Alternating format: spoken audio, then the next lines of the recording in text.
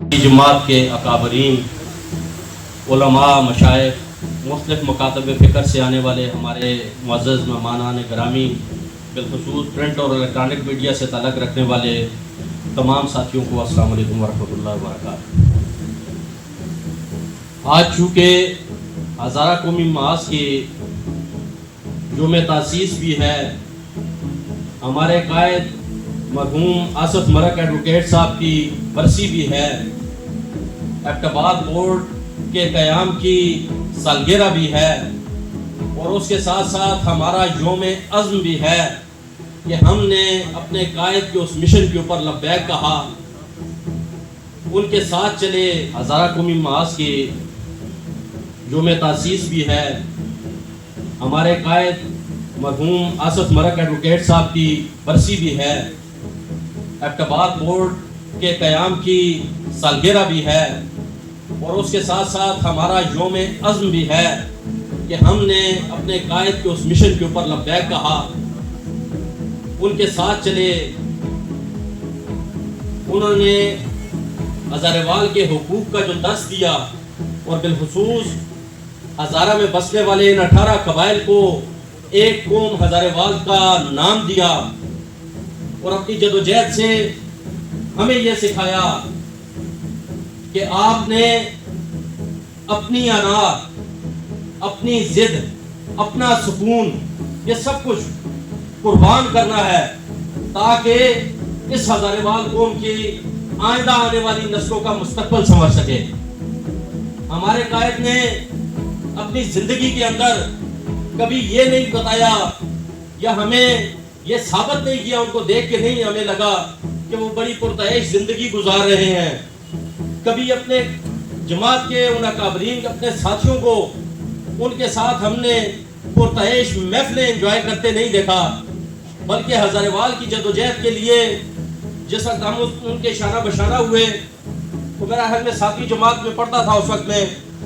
तो जिस वक्त हम किसी मिशन के पीछे उनके साथ चलते थे तो खुदा की कसम हमारी जेबों में ये चने होते थे, छोले जिनको बोलते हैं छोले, ये हमारी जेबों में पड़े होते थे। वो खुद भी खाते थे, हमें भी खिलाते थे और सफर तय करते थे। और उस वक्त हकीकत ये थी, जिस तरह से मुझसे पहले मुकर्रिरीन ने फरमाया कि लोग हमें पागल और दीवाना कहते थे कि ये चौको चौराहों में चंद लोग बैठ के जो सुबह हज़ारा का नारा लगा रहे हैं, सुबह हज़ारा मांग रहे हैं, ये मुमकिन भी होगा कि नहीं होगा। चूंकि उम्र कम थी, सोच की वसअतें इतनी नहीं थी, तो हमें भी कई दफा ये लगता था कि वाकई ये नामुमकिन है। लेकिन उनका गैर मुतज़लज़ल यकीन और उसके ऊपर मुसलसल जदोजहद उसने ये साबित किया और हमने अपनी आंखों से देखा कि वो जो लीडरान कभी अखबारों में जिनकी तस्वीरें आती थीं और अगर किसी मीडिया के चैनल में वो चल जाते थे तो लोग बड़ी हसरत और ख्वाहिश के साथ उनको देखते थे कि ये हमारे हज़ारा के लीडरान है, वो चाहे हरीपुर से हो, मानसेरा से हो, एबटाबाद से हो, तुरगार से हो, बटग्राम से हो, या जो जनूबी पंजाब से सूबे की आवाज़ उठाने वाले बड़े बड़े नामी ग्रामी लोग थे वो हों। वो हमने इन्हीं चौको चौराहों में बैठे हुए देखे। ये हमारे उस कायद की मेहनत थी, उनका वो यकीन था जिसके ऊपर तमाम साथियों ने मेहनत की और वो चल के यहाँ तक आ गए। हम ये समझते थे कि जिस वक्त एबटाबाद बोर्ड का क़याम होगा तो हज़ारा सूबे की बुनियाद पड़ेगी और हमने उसको बनाने में किरदार अदा किया। ना सिर्फ बनाया बल्कि आज से 2 साल कबल उसे दोबारा बचाया भी हज़ारा कौमी मास ने, तो वो फिर यहाँ से छीन के पिशावर लेके जा रहे थे। हज़ारा कौमी मास शीशा पिलाई हुई दीवार बनी और मैदान में आके खड़ी हो गई और हमने उस सुबह हज़ारा की ईंट समझने वाले अपने उस इदारे को बचाने के लिए किरदार अदा किया।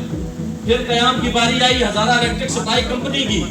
तो हमने समझा कि अभी उससे ज्यादा मजबूत एक दीवार और लग रही है, ये बुनियाद पड़ रही है सुबह हज़ारा की और है भी इसी तरह से। लेकिन बदकिस्मती, फिर बदकिस्मती और फिर बदकिस्मती कि हमारे हज़ारा का इलेक्ट्रिक सप्लाई कंपनी हो और उसमें पंजाब और सिंध से आके बैठे हुए लोग हों और हमारा नौजवान उसी बेरोजगारी और महंगाई बेरोजगारी का शिकार हो और उसे अपने इलाके में बनने वाली उस कंपनी के अंदर अपने बच्चों के रोजगार कमाने का जरिया और मौका न मिल सके, ये हमारे लिए बायस शर्मिंदगी है। जहाँ पे मैं ये कहता हूँ कि हज़ारा कौमी मास के बहुत बड़े कारनामे हैं, سب سے بڑا اگر وہ کوئی کارنامہ نہ ہو اس کی کتاب میں، ایک جو اس نے ہزارہ میں بسنے والے 18 قبائل کو ایک ہزاروال قوم کے اوپر متفق کر لیا، اس سے بڑا کوئی اور کریڈٹ نہیں ہو سکتا۔ لیکن اس کے ساتھ ساتھ جو چیزیں ادارے، جو چیزیں ہمیں ضرورت ہے صبح کے لیے، ان کا قیام ہو، اور اس میں میں یہ سب سے پہلے یہ سمجھتا ہوں کہ ہزارہ قومی معاش کی یہ کمزوری ہے کہ ہمارے اس ادارے کے اندر باہر سے بھرتیاں ہوئی، ہمارے اس ادارے کے اندر مستقل بنیادوں کے بجائے کنٹریکٹ بیس لوگوں کو باہر سے لایا گیا اور ان کو لا کے بٹھایا گیا۔ پھر ہزارہ وہ خطہ جہاں کے دریاؤں کے پانیوں سے بجلی پیدا کی جاتی ہے، آدھا پاکستان روشن کیا جاتا ہے، 100% ریکوری جن اضلاع سے ہوتی ہے، ان میں لوڈ شیڈنگ کا عالم یہ ہے کہ نہ دن کو بجلی ہوتی ہے نہ رات کو بجلی ہوتی ہے۔ اور جس وقت بات کی جائے کسی سرکردہ بندے سے کہا جائے تو وہ کہتے ہیں جی لو وولٹیج ہے اور گزارا کرے، یہ کرے۔ گزارے ہی اگر کرنے ہوتے تو ہمیں یہ لمبے چوڑے جدوجہد کرنے کی کیا ضرورت تھی؟ ہمیں آپ کے بچوں کے اس بہتر مستقبل کے لیے اپنی جوانیاں برباد کرنے کی کیا ضرورت تھی؟ اگر یہ سب گزارا کرنے والی چیزیں ہوتی تو میں یہ سمجھتا ہوں کہ جس وقت ملک قاسم ایڈوکیٹ صاحب نے اس جماعت کی یا ہزاروال کی بقا کی جدوجہد کا بیڑا اٹھایا، اس وقت تو میرے خیال میں بڑی آرام دہ زندگی گزار رہے تھے وہ۔